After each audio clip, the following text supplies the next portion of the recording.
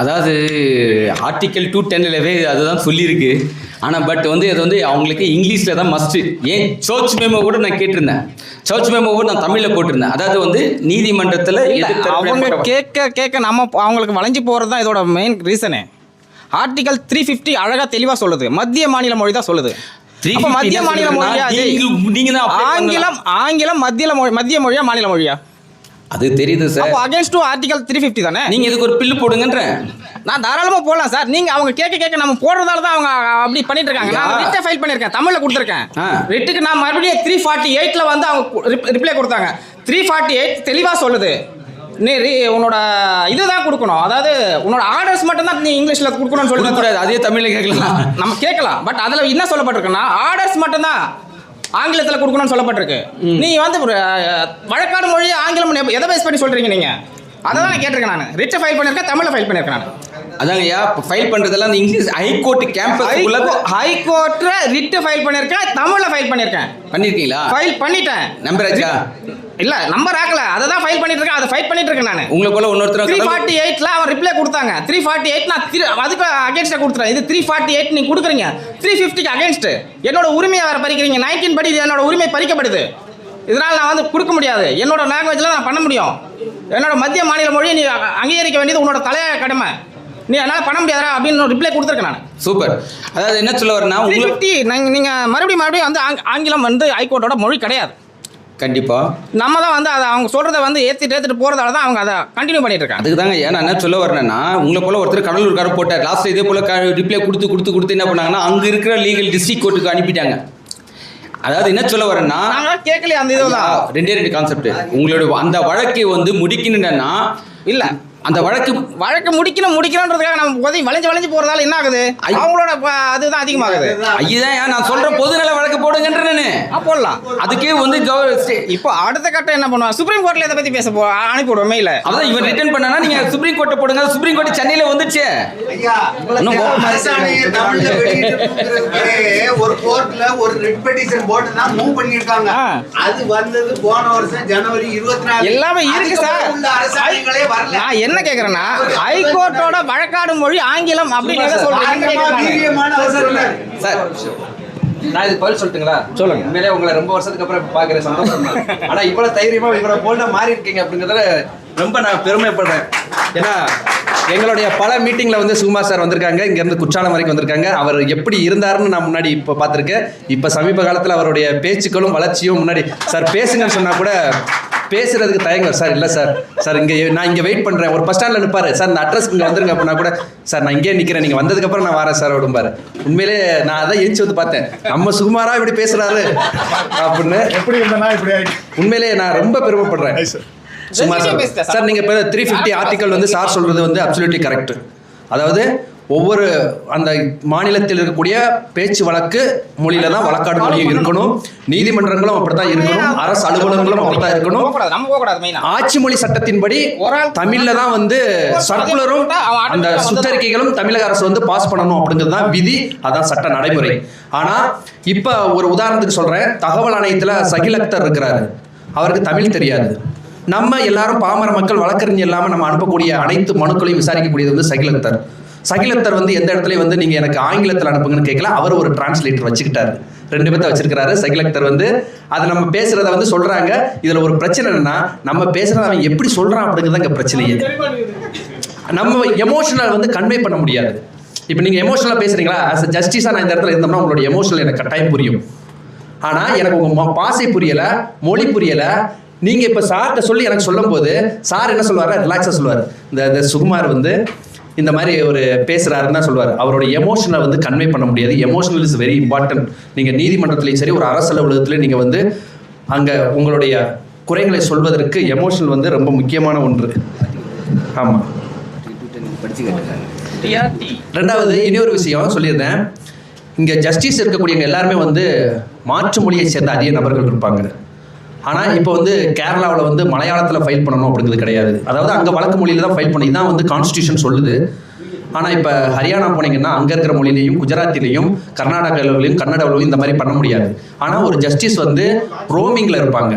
அப்போ அவங்க வந்து ஒவ்வொரு இடத்துலையும் ஒவ்வொரு டிரான்ஸ்லேட்டரை வச்சுட்டே இருக்க முடியாது. இப்போ குஜராத்தில் இருக்கக்கூடியவருக்கு வந்து நீங்கள் தமிழில் ஃபைல் பண்ணீங்கன்னா அவர் ஆங்கிலத்திலேயே குஜராத்திலேயோ டிரான்ஸ்லேட் பண்ண முடியாது. அதுக்காக என்ன பண்ணுறாங்கன்னா, இந்த ஹைகோர்ட்டை பொறுத்தளவு ஆங்கிலம் வந்து இருந்தால் அந்த டிரான்ஸ்லேட்டர் பண்ணக்கூடிய ஒரு தேவை இருக்காது அப்படின்னு அவங்க நிர்பந்தப்படுத்துறாங்க. ஆனால் ஆங்கிலம் வந்து தவிர்க்கப்படும். நீங்கள் சொல்றது போல ஆங்கிலம் தவிர்க்கப்படணும். ஆர்டிகல் 350 அதை தான் சொல்லுது.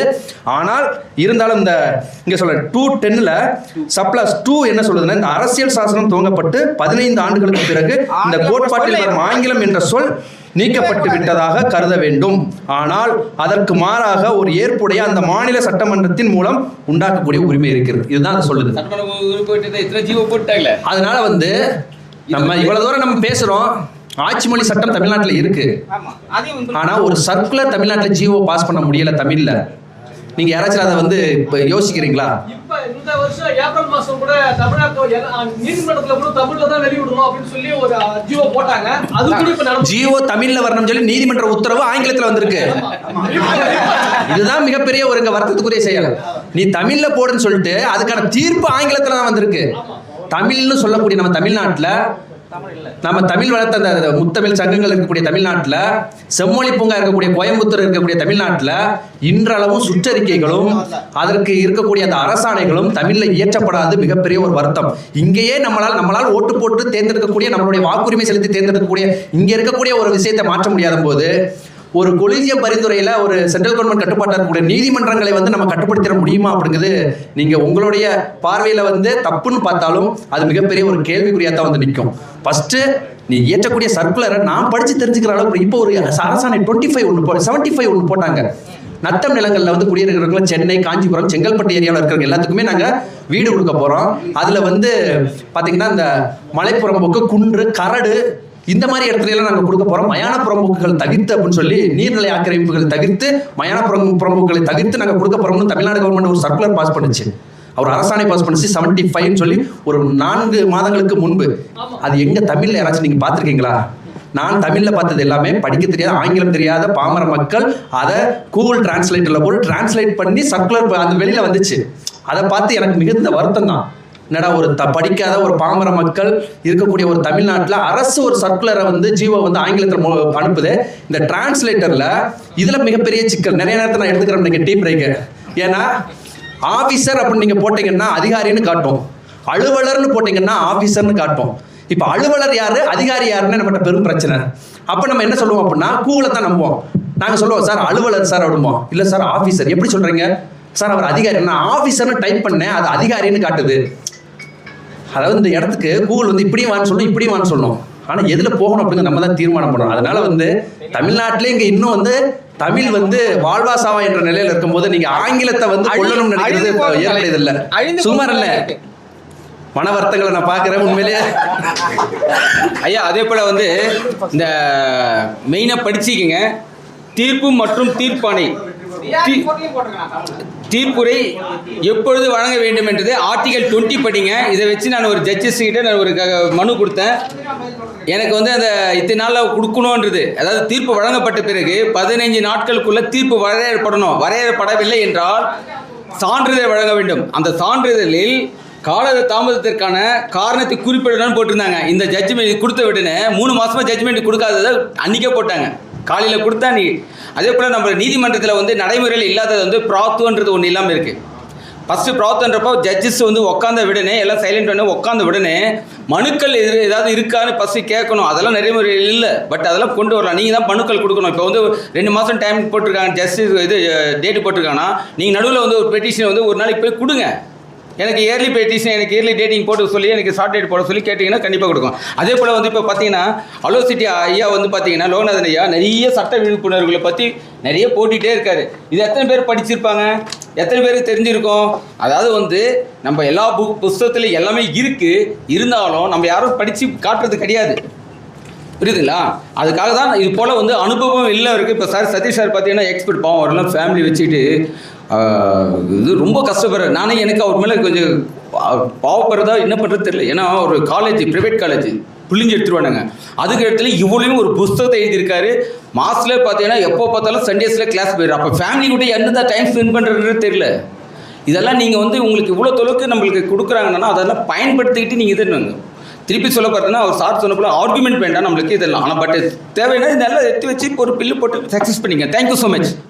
ஹலோ சிட்டியின் சார்பாக சாதனையாளர் சமூக ஆர்வலர் சதீஷ் குருசாமி மற்றும் ஆதவன் பாலாஜி அவர்களுக்கு அவர்களுடைய செயலை பாராட்டி விருச்சம் விருதுகள் வழங்கி கௌரவிக்கப்பட்டது. இந்நிகழ்ச்சியை மேனாள் நீதியரசர் திரு வள்ளிநாயகம் விருதுகளை வழங்கினார். உடன் சிறப்பு விருந்தினர்கள் சைக்கிளிங் கோல் பெடலிஸ்ட் சுந்தரராஜன், முகமது யூசுப், முன்னாள் ரோட்டரி பிரசிடென்ட் ஆனந்தன் மற்றும் இந்நிகழ்ச்சி ஹலோ சிட்டி லோகநாதன் தலைமையில் நடைபெற்றது.